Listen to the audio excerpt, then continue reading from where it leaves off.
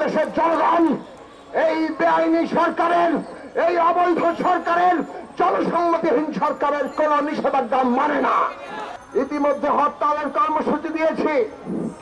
আগামীতে যা কর্মসূচি আমরা দেব, আমাদের শেষ কর্মীটি বেঁচে থাকতেও তারা রাজপথে লড়াই করবে, সেই শপথ দিয়ে আপনাদেরকে আমরা জানিয়ে দিচ্ছি।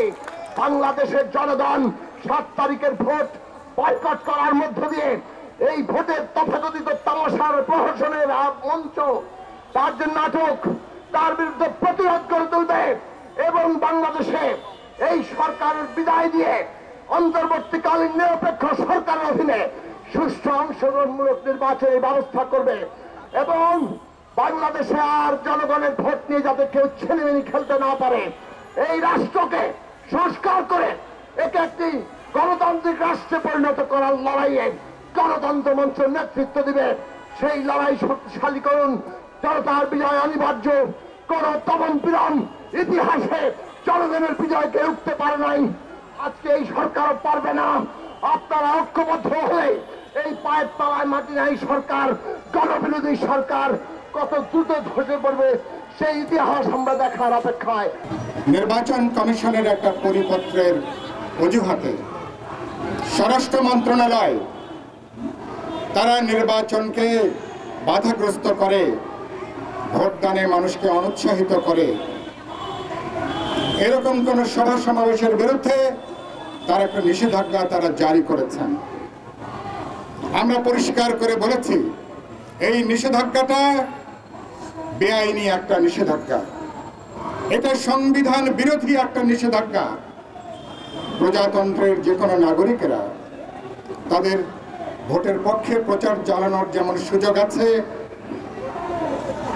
যে দেশের মানুষ, যে বিরোধী দলগুলো জনগণ যে নির্বাচনকে একটা তামাশা নির্বাচন মনে করে, যে নির্বাচনকে একটা একতরফা একটা দখলদারিত্বের ভাগ বাটোয়ারা নির্বাচন করে, সেই নির্বাচনের বিরুদ্ধে প্রচারণা চালানোর সুযোগ সাংবিধানিকভাবে প্রতিটা নাগরিকের আছে।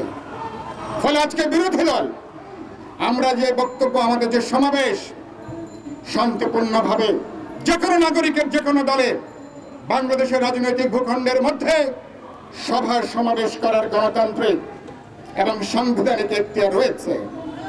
ফলে আজকে নির্বাচন কমিশন বলি আর স্বরাষ্ট্র মন্ত্রণালয় বলি, কেউ যদি আজকে বেআইনি ভাবে, অসাংবিধানিক ভাবে নাগরিকদের এই অধিকার কেড়ে নিতে চায়, কোনোভাবেই সেটাকে জনগণ মানতে বাধ্য নয়।